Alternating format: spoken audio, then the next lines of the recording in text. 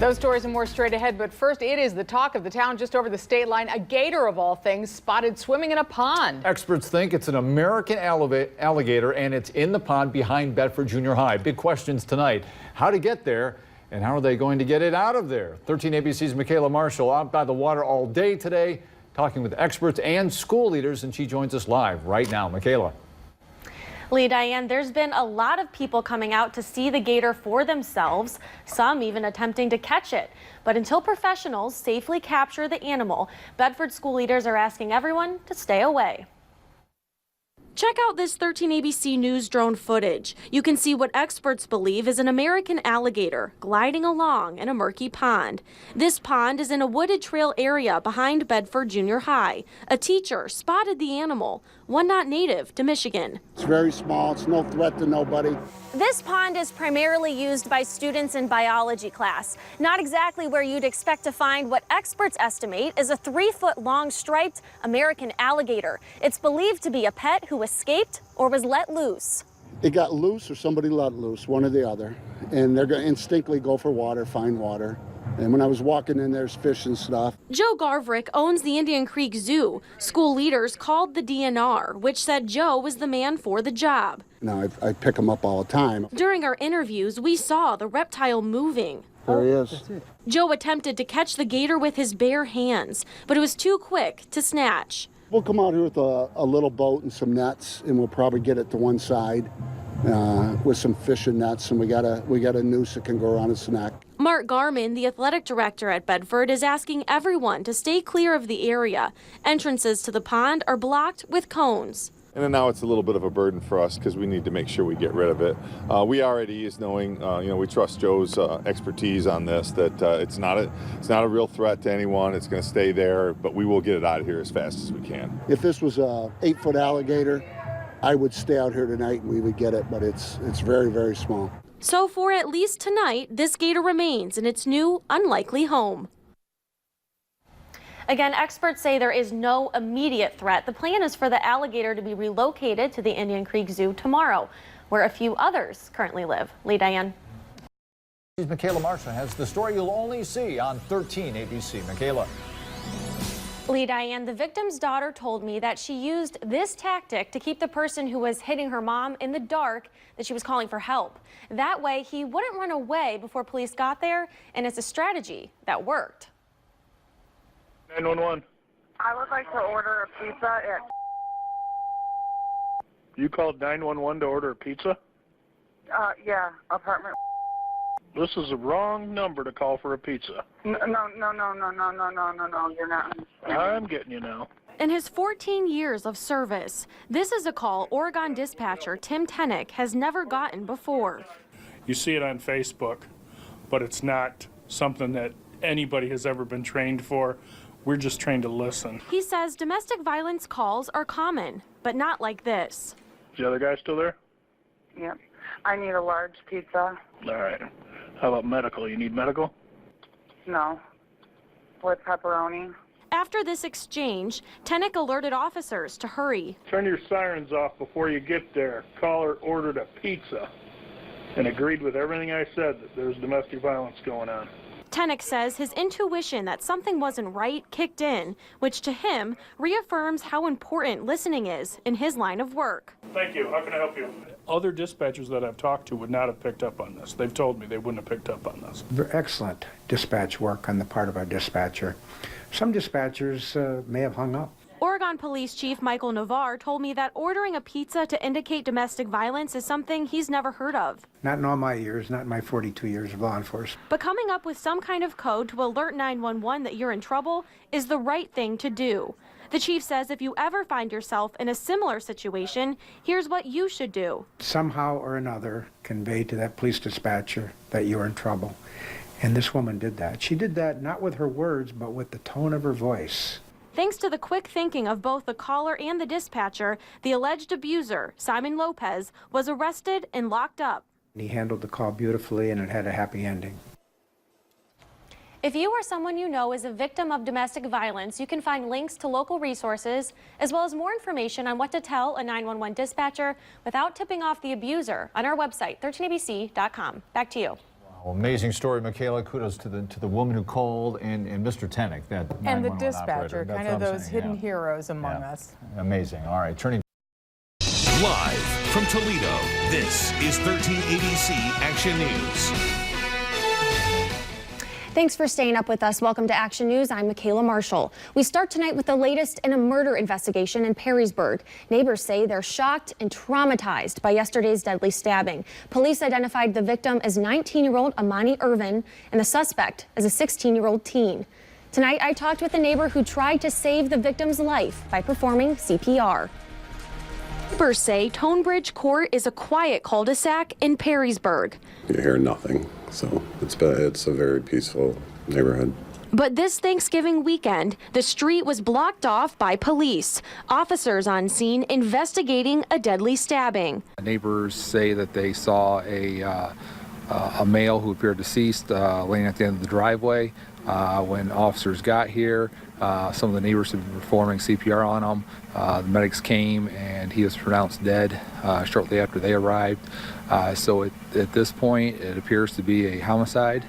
Jim Randolph and his son were those neighbors performing CPR on the victim, 19-year-old Amani Irvin of Toledo. I wish he would have lived, but I think anyone, if they see someone hurt, would help them. Both are medical professionals and rushed to help when they heard he was badly bleeding. He had a sweater, turtleneck sweater, pulled over his head, so I pulled it down, and he didn't look like he was breathing. Irvin died in the driveway of the home where neighbors say the 16-year-old suspect lives. He's facing aggravated murder charges and is locked up in the Wood County Juvenile Detention Center. He had a stab wound here. I think he had one up here, and then he had one here. Police believe the stabbing was not random and that the victim and suspect knew each other. The car was in the driveway. It was still running. The driver's door was open. There was a shoe laying next to the car. There's a little bit of blood inside of the car. So I don't know what happened, but it seemed like it happened in the car, and then he stumbled out of the car and just fell on the ground. I knocked on the door of where the crime happened, but I did not get a response. Neighbors and police are still trying to figure out exactly what took place here Friday afternoon and why. It's very shocking, yes. Something you don't forget about. The investigation is ongoing. Perrysburg Police, the Ohio Bureau of Criminal Investigation, and the Wood County Prosecutor's Office are all working the case. Live from Toledo, this is 13 ABC Action News. Good evening. We start tonight by paying tribute to a fallen hero, husband, and soon-to-be father. I'm Micaela Marshall. Welcome to Action News at 11. A local soldier who paid the ultimate sacrifice was laid to rest today. This morning, a funeral was held for Private First Class Brandon Kreischer of Bryan. The 20-year-old was killed in combat while serving in Afghanistan. Here's a look at today's ceremony. Deafening silence, showing respect for a hometown hero. He perfectly personified what it meant to be a soldier. Powerful, emotional moments shared between family, friends, and total strangers. It wasn't long ago a similar crowd gathered in the same place to honor Brandon Kreischer. Last year, it was for graduation from Bryan High School. Today, the gym full of people there to say thank you and goodbye. God, our hearts are grieving with those who are hurting. Prayers for a true patriot. Army paratrooper Private First Class Brandon Kreischer died doing what he loved, serving our country. Brandon was the most proud, motivated soldier I've ever met in my life. His love for his country was unmatched. Through tears, fellow soldiers and friends shared memories. A favorite, this sentiment Kreischer wrote just a year ago. If I die in the combat zone for America, I do not call it a tragedy, I call it a glory. His passion was for his country, and he was not afraid to share that with others. He was not afraid to be outspoken about that, and he wrote about that in the senior essay, and little did anyone know at the time what an impact those words would have.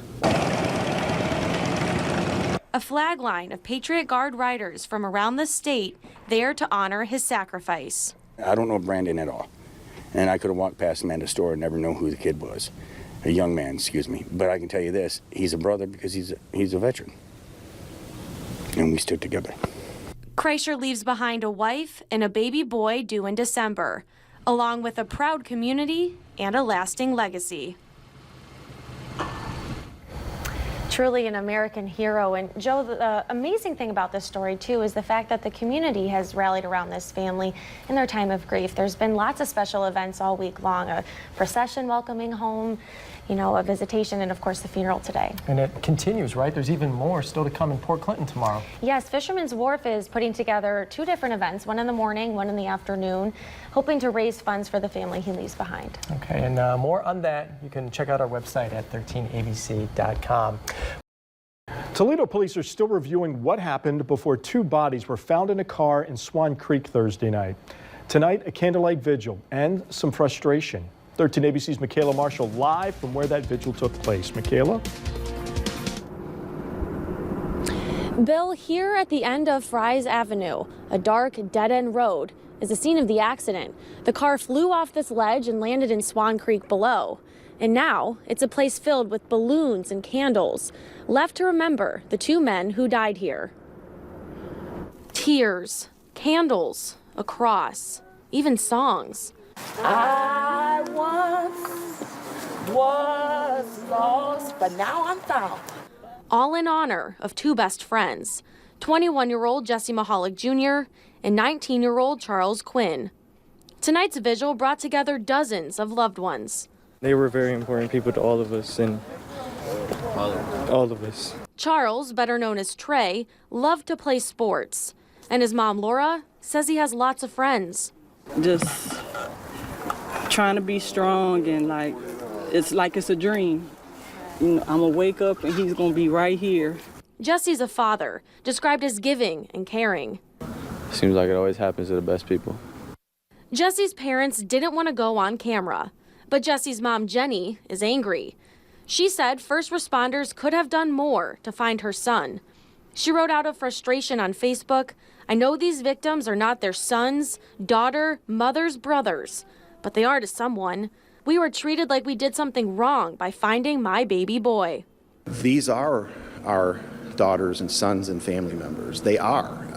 We take it that personal. Private Sterling Ray of the Toledo Fire Department says the recovery effort was suspended because the water was deep, dark, and cold. The car was upside down, stuck in muck, which could have put divers at risk.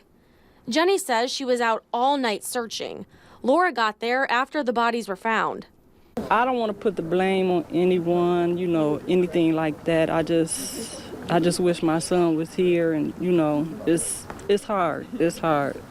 But tonight, support from the crowd is helping these families process the unbearable loss. That's sweet.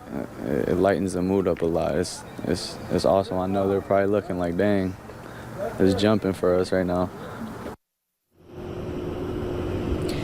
A spokesperson with Toledo Police told me that he also offers condolences to the families, and he plans to reach out to them to answer any and all questions as the investigation into what exactly happened here continues. Reporting live, Micaela Marshall, 13 ABC Action News.